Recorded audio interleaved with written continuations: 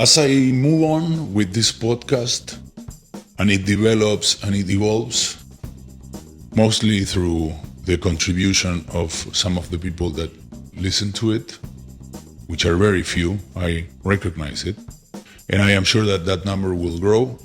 As I do this practice, I'm starting to see it more like a personal journal, and I have decided that I am going to share with you my plans. Some of you know who I am in my private life, but I decided just to become this persona, because this is the part of me that is doing this, that person that is constantly thinking and thinking. And yes, I am an immigrant, and I do come from a Mexican country, like Fox News once said. So I'm gonna share with you this diary. And as I create this diary, I am also gonna be documenting this on video. Not this particular moment in which I talk to you, but rather of this plan that I am gonna talk to you about. And come November the 1st, actually, I would dare to say come November the 2nd, I will make it public. I will, present it like if it was a movie that it's opening. It's going to do the opening act on November the 2nd. This is new for me because, I have never had anything planned like so meticulously until this particular time. And I think that it's because it's not that I think it's because I think that come November the 4th, which is the day after the elections, something, I don't want to use the word good, bad, because it's always good for somebody and bad for somebody, So I don't want to give those kind of qualifications, but this qualification will be common for even if you think it's good or even if you think it's bad. It's going to be impactful. It's going to be felt all over the globe, but mostly in the United States, because it's going to happen in the United States. What is it that I think is going to happen in the United States? I think that we have scenario one, in which the popular vote is overwhelming against this actual administration, this current administration. And the current administration, with the help of already proven, very corrupt Senate that belongs to his party, quote, end quote, because they actually belong to the people, they work for the people. But in this case, apparently, they don't care about the people, they care about their party. And their party is in power and they want to keep it. So they said, okay, we're in the power, we're going to play with words, we're going to play with the law. We know this is wrong, everybody knows this is wrong, but this is the law. Similar to with slavery. Remember slavery? Slavery was legal. And people would say, yeah, but this is really wrong. Yeah, but it's legal. And this is something similar. And a lot of people are going like, yeah, it's legal. So, hey, what's the problem if it's legal? Yeah, no problem. You can see really as an adult who thinks, you claim to be somebody who thinks, and you're telling me, yeah, there's no problem. This is not at all like slavery. What do you mean? There's a big difference between slavery and this. No, there's not a difference between both are very immoral, what these people are doing, and slavery. That, these laws that we are living in this particular time of our civilization are as immoral as slavery was back then, because now we know better. We don't even have to argue about if slavery is good or bad. We already evolved from that. And that's why I actually think I am entitled to say that yes, you can compare slavery with what's happening right now, because slavery back in the day was the equivalent of this today, because this is financial slavery. It has another form. It evolved as well. And I think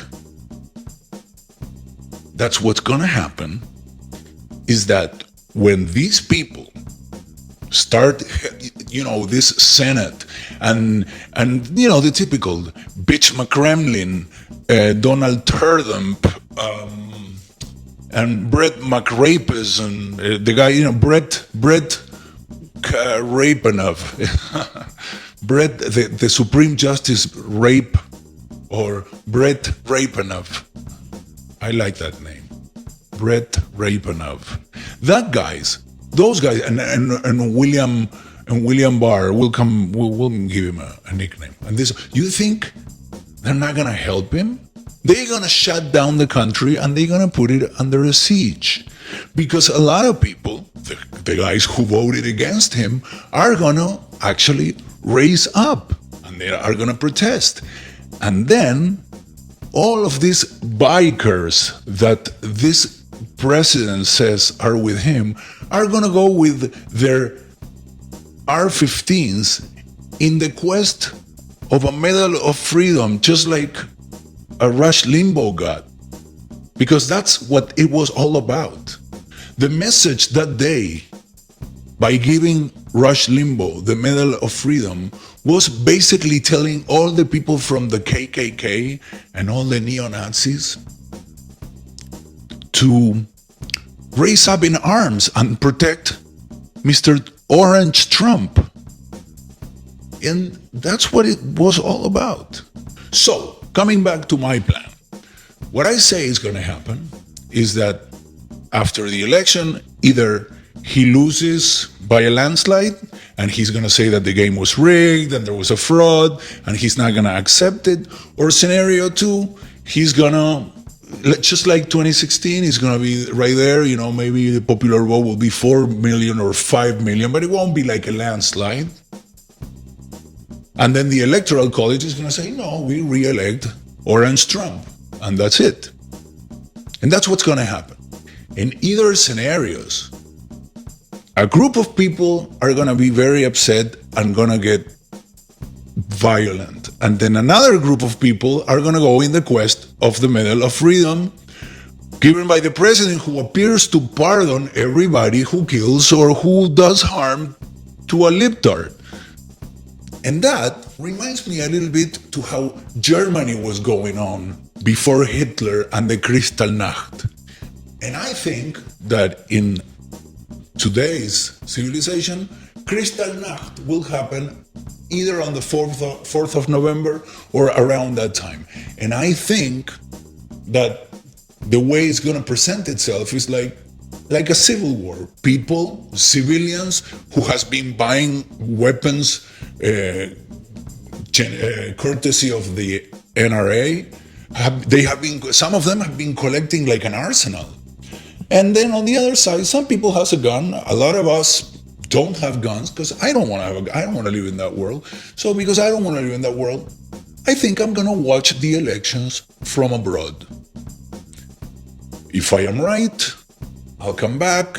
I was wrong. What an idiot. You thinking that the history of Germany can repeat, or that the Cuban Revolution can repeat, because that's what happened in the Cuban Revolution. A group like the group who's in the administration today, they had another puppet. The puppet was the retard. In this case, it wasn't orange, it was kind of brownish. He was actually a mestizo and his name was Batista. And they have that stupid idiot. And what happened? The people stood up, they raised up, they kicked them out, and they took power of the island. And then all the people that left that island, that were the oppressors, came to Miami and started saying like, oh, we're the victims, but poor us, let's throw them an embargo. And that's what they did. They throw Cuba an embargo. And because of such embargo, the people, the real people that they claim, the people from Miami claim that they wanted to help, those are the ones who suffer the embargo. Because Fidel Castro, when he wanted filet mignon, they would go kill a cow and give him filet mignon. So they would claim that they were doing this embargo to punish Fidel Castro, when in reality, all they wanted to do was impoverish them in the hopes that then the people will race against Fidel Castro. And that never happened. That never happened, and it's not going to happen again. The people who want free education, and when I say free, it's not free. We know it's not free. We want it included in the package, okay? If you like it in commercial terms. We want education and healthcare in the package. We don't want to have to be spending our money. We already spend a lot of time working and paying taxes while these billionaires don't pay shit. You know what? I think it's time for you guys to start giving a little bit. That's all that's happening. You can call it socialism. I call it justice. Okay? So that's going to happen, unfortunately, because most of the people on the side of these creeps and criminals and corrupt Republicans are people who unfortunately have been indoctrinated into thinking that they are actually working for them. And that's what's going to happen. People like Juanito are going to go out in the street. And if it's not Juanito, it's definitely going to be his wife. They're going to go out in the street and they're going to be like those Nazis who in Germany used to point out, they're going to be pointing out the libtards. That's how it's going to look. There's not going to be a German pointing a Jew. There's going to be a Republican gringo with a Hispanic last name like Juanito's wife. Actually, I should name her because she used to run for office. And she's like a public figure. I just don't want to fuck with them anymore. Because I know, at least I know Juanito doesn't do it on purpose. But his wife, I'm always debating about that. Anyway, I'm sorry. I digress. Coming back to my plan. Come November the 1st, I'm going to leave American soil. And I want to do it on a boat. Because from that boat, I will cross the border. And I will go south, by the way.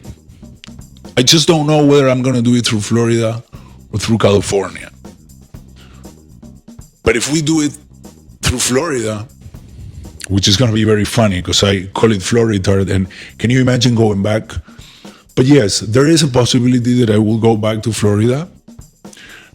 And one of the plan is to, by November the 1st, buy a vessel. It could be a monohull, it could be a catamaran. And by November 1st, leave American soil to the Bahamas and watch the elections from abroad. If I was wrong, we might come back, or we might take the second route, which will happen if I am right. If I am right and all hell breaks loose here, we're going to be in the Bahamas, and from the Bahamas, we're going to take off to the island of Cuba, and we'll go to Jamaica, and then we'll go to, not sure if we're going to be doing all this, and then maybe travel to Puerto Rico, and then cross all the way to Costa Rica, and then from Costa Rica, go to Cartagena, and from Cartagena to Isla Margarita in Venezuela, and then from Isla Margarita in Venezuela, start going down through the Brazilian coast. Of course, we're going to have to cross like the Guianas and Suriname, and then we're going to go all the way down from the coast of Brazil, all the way to Punta del Este in Uruguay, to end up in Buenos Aires, Argentina. And I am very excited about doing that. And that's the plan I have, if all hell breaks loose. So I'm going to be documenting this. However, there is a plan B, and this is what I'm going to tell you. By June 1st, I will tell you the exact date in which I will buy our vessel. You will know at this time whether it's a monohull or a catamaran. You will know by then whether it's going to be from Florida or California. And you will know by then probably other details that haven't even come up yet. However, this is the plan. By November the 1st, I'm out of the country. By November the 2nd, I am making public all the documentations that I'm going to be making about the whole trip until that very day. And that's what's at stake for me. And in the meantime, I'm going to keep doing these guerrilla podcasts. And I call them guerrilla podcasts because I don't know when I have something to say. So it could be at any given time. And that's what guerrilla means. It's going to happen. I'm going to attack in the still of the night. And I have a Patreon page. It's called the Spicable Thinker. I don't know. I'm going to put it in my Facebook page, and I'm going to put it on my YouTube channel. And when I mean it, when I say it, I mean the link to my Patreon page. So if you find anything of value or you want to support my project of having a vessel to leave the country by November the 1st. Oh, by the way, by June 1st, you will also have a date by which I will buy the vessel. And after we buy the vessel, immediately after we buy the vessel and we fix it up, we're thinking about whatever we get, we're going to have to fix it up a little bit. We will learn how to sail it in a week because we know it's doable. And we're going to do that. So everything's going to happen by November 1st. So wish me luck and help me out. Patreon. All right?